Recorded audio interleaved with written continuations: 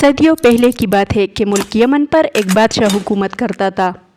ملک میں امن و امان تھا، رعایا پر کسی بھی قسم کا کوئی ٹیکس نہیں تھا، ہر طرف خوشحالی تھی، جس کی وجہ سے درباری اور مشیر بادشاہ کو الٹی سیدھی باتیں بتا رہے تھے۔ ان کا ٹارگٹ اکثر وزیر ہوتا۔ بادشاہ نے کہیں وزیر بدلے، لیکن کوئی بھی اسے راس نہیں آیا۔ اب درباری اور مشیر خود کو طاقتور سمجھنے لگے۔ اب بادشاہ نے ایک نیا وزیر مقرر کیا۔ اس وزیر کو چند دنوں میں پتہ چل گیا کہ ملک میں حاسدی ٹولہ بہت زیادہ ہے۔ وزیر ان کی طرف سے محتاط ہو گیا، وہ انہیں اہمیت نہ دیتا، جس کی وجہ سے وہ اس کے سخت خلاف ہو گئے۔ ایک دن ایک درباری نے بادشاہ کے کان میں کچھ کہا۔ بادشاہ نے ایک بکری منگوائی اور وزیر سے کہا، یہ بکری لے جاؤ اور ایک ماہ بعد بھی اس کا وزن اتنا ہی ہونا چاہیے جتنا کہ آج ہے، اور خوراک اسے ہماری طرف سے دیا جائے گا۔ یہ سن کر وزیر بہت پریشان ہو گیا۔ حاسدی ٹولہ بغلے بجانے لگا۔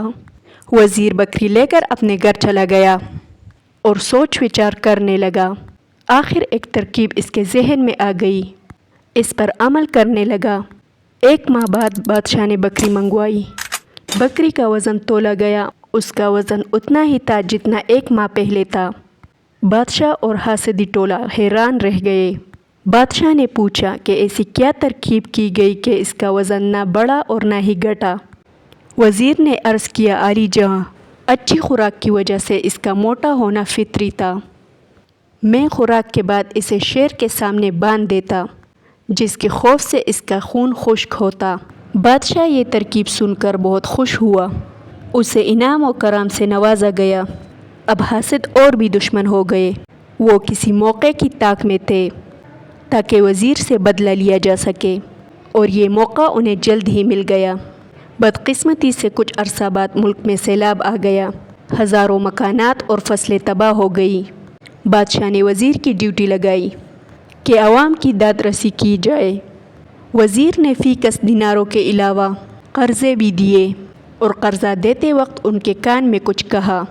حاسدوں نے پتہ لگوایا کہ وزیر ان کے کانوں میں کیا کہہ رہا تھا۔ ایک شخص نے بتایا کہ وزیر کہہ رہا تھا، بادشاہ کی وفات کے بعد وصولی کرے گا۔ بس اتنا سننا تھا کہ بادشاہ کے پاس جا کر بڑا چڑھا کر بات بتائی۔ بادشاہ کو بہت سخت غصہ آیا۔ اس نے فوراً وزیر کو آنے کا حکم دیا اور کہا، میں نے ایسا سنا ہے تم میرے مرنے کا انتظار کر رہے ہو اور اس کے بعد دولت اکٹھی کرو گے۔ اس پر وزیر نے سر جھکاتے ہوئے کہا، عالی جہاں، آپ نے ٹھیک سنا، میں نے یہی کہا، مگر میری نیت یہ نہیں تھی۔ بادشاہ نے کہا، پھر تمہاری کیا نیت تھی؟ میری نیت یہ تھی کہ جن غریب لوگوں کی فصلیں تباہ ہوئی ہے کہ وہ قرض اتنی جلدی ادا نہیں کر سکیں گے، اسی لیے وہ بادشاہ سلامت کی زندگی کے لیے دعائیں مانگیں گے کہ خدا نخواستہ بادشاہ سلامت وفات پا گئے تو انہیں قرضہ واپس کرنا پڑے گا۔ اتنا سننا تھا کہ بادشاہ بہت خوش ہوا۔ اس نے فوراً حاسدوں کو نکل جانے کا حکم دیا اور وزیر کو انعام و کرام سے نوازا گیا۔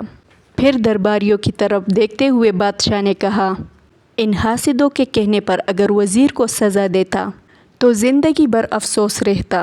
مجھے اللہ تعالیٰ نے اتنا اچھا وزیر دیا ہے، مجھے اس کا شکر گزار رہنا چاہیے۔